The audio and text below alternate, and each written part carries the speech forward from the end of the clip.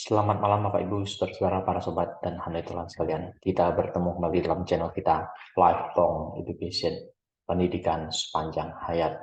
Pada malam hari ini, kita akan membahas satu tema yang menarik sekali. Mari kita lihat bersama-sama keagamaan di Tiongkok. Banyak orang sering mempertanyakan hal ini. Banyak orang sering mendiskusikan hal ini. Bagaimana keagamaan di Tiongkok? Bahkan ada yang mempertanyakan, apakah agama ada di Tiongkok? Atau jangan-jangan agama tidak ada di Tiongkok? Nah, mari kita lihat bersama-sama keagamaan di Tiongkok. Kita akan mengikuti uraian berikut ini.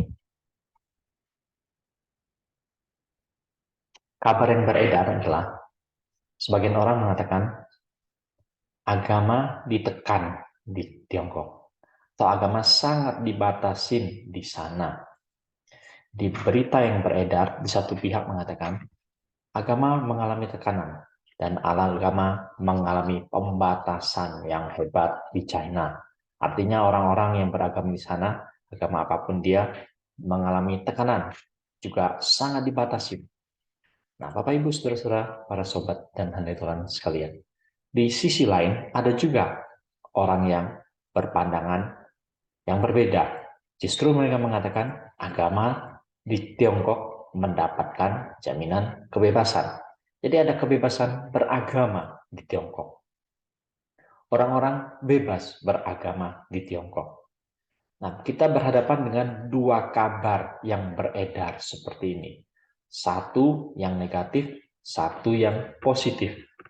Lantas bagaimana kita berespon? Sebenarnya bagaimana kondisi keagamaan di China? Bagaimana pemerintah mengatur? Bagaimana perundang-undangan mengatur? Kita perlu memahami hal ini bersama-sama supaya kita tidak diombang-ambingkan oleh kabar yang beredar. Yang satu yang negatif, yang satu yang positif. Kita mau melihat bersama-sama bagaimana sesungguhnya kebijakan pemerintah memandang agama atau kebijakan pemerintah memperlakukan agama atau perundang-undangan negara yang mengatur tentang keagamaan. Pada malam hari ini kita akan melihat bersama-sama. Mari kita lanjutkan. Mari kita mengenal sedikit dulu sistem negara di China.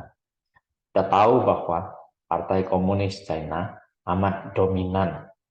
Mereka punya banyak sekali perwakilan di pemerintahan pusat, juga di pemerintahan daerah. Jadi memang Partai Komunis China amat dominan.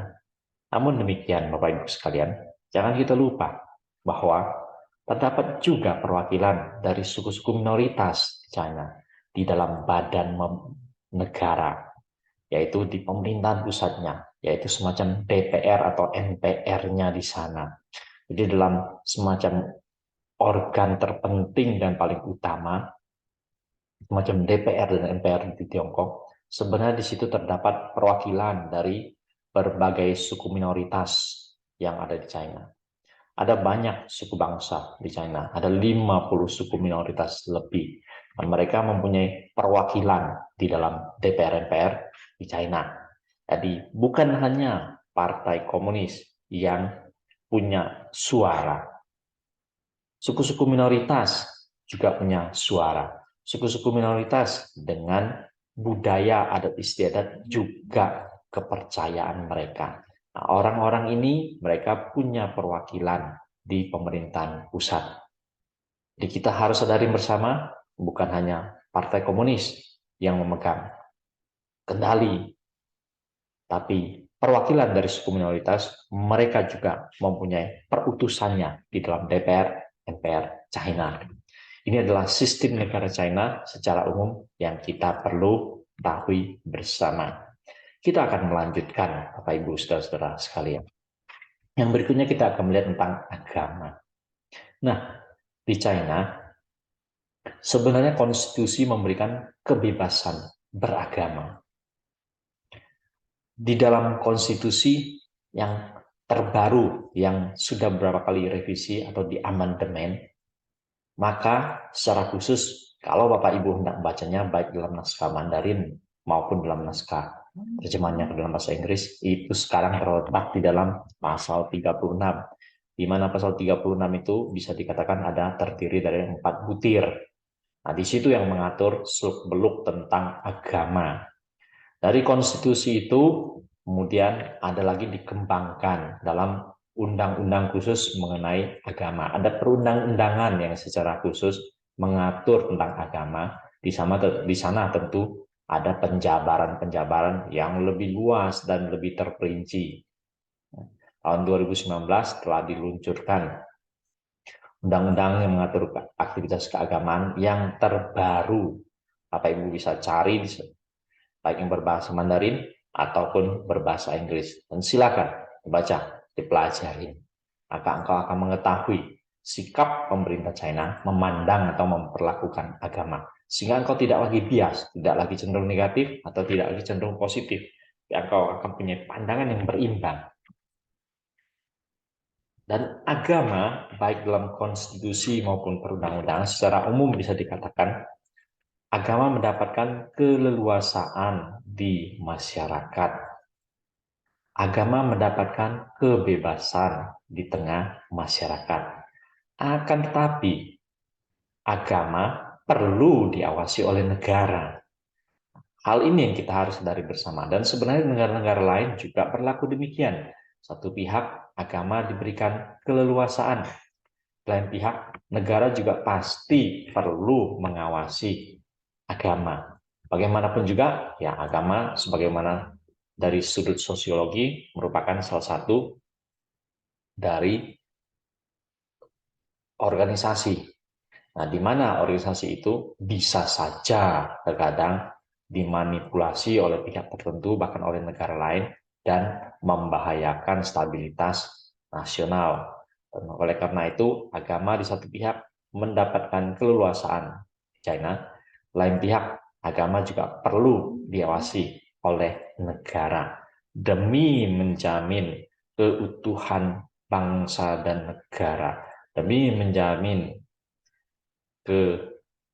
keamanan dan stabilitas di tengah-tengah masyarakat. Nah, biar hal ini kita harus sadari bersama-sama. Kita lanjutkan Bapak Ibu sekalian. Kalau engkau membaca dalam pasal 36 Undang-Undang Dasar RRC atau konstitusinya China, di sana engkau akan bisa bertemu butir yang mengatakan Zhonghua Renmin共和国公民有宗教信仰自由 Citizens of the People's Republic of China shall enjoy freedom of religious belief. Jadi setiap warga negara China mempunyai kebebasan untuk memeluk kepercayaan atau memeluk agamanya. Dan di dalam perundang-undangan disebutkan bahwa tidak ada organ apapun yang memaksa orang untuk beragama atau tidak beragama. Jadi pemerintah China menegaskan hal ini. Tidak ada organisasi, tidak ada organ apapun, tidak ada organisasi atau organ manapun yang akan memaksa orang untuk beragama ataupun untuk tidak beragama. Jadi orang-orang, individu-individu, pribadi-pribadi secara leluasa memilih jalan hidupnya sendiri. Entahkah dia beragama ataupun dia memilih untuk tidak beragama. Itulah kenyataannya dalam perundang-undangan. Lalu di sana juga ditegaskan bahwa stabilitas sosial dan persatuan bangsa harus diutamakan dan dijaga bersama. Bagaimanapun, agama bisa aja sampai bersentuhan dengan stabilitas sosial dan persatuan bangsa. Dan oleh karena itu, harus diutamakan dan dijaga bersama, yaitu stabilitas sosial dan persatuan bangsa. Nah, Bapak Ibu dan saudara-saudaraku sekalian, berikutnya, agama dapat mengakibatkan ketidakstabilan dalam masyarakat dan negara.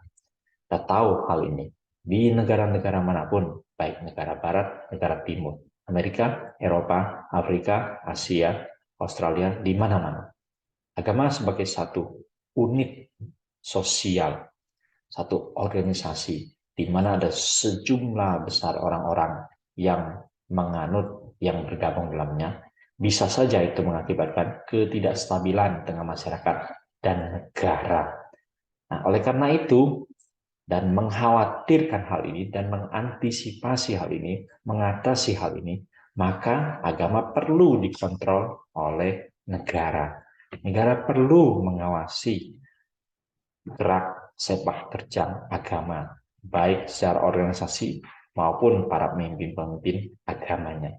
Sekali lagi, semuanya itu dilakukan adalah demi untuk kesatuan bangsa dan stabilitas sosial, menjaga keamanan dan ketertiban nasional. Hal ini biarlah menjadi perhatian kita bersama. Dan di seluruh dunia dan negara manapun, saya yakin kita juga akan setuju akan hal ini. Tidak heran kalau kita mendengar ada kebebasan beragama di China. Tidak heran juga kalau kita mendapatkan berita bahwa ada pembatasan-pembatasan di China. Semuanya itu ditujukan untuk menjaga keamanan dan ketertiban negara. Stabilitas sosial harus diutamakan, persatuan bangsa harus diutamakan.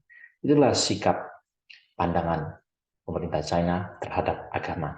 Biarlah dari penjelasan-penjelasan kita, diskusi kita malam ini, Pak Ibu saudara-saudara sekalian mendapatkan pencerahan sikap pemerintah China terhadap agama, kebijakan pemerintah China memandang atau memperlakukan agama.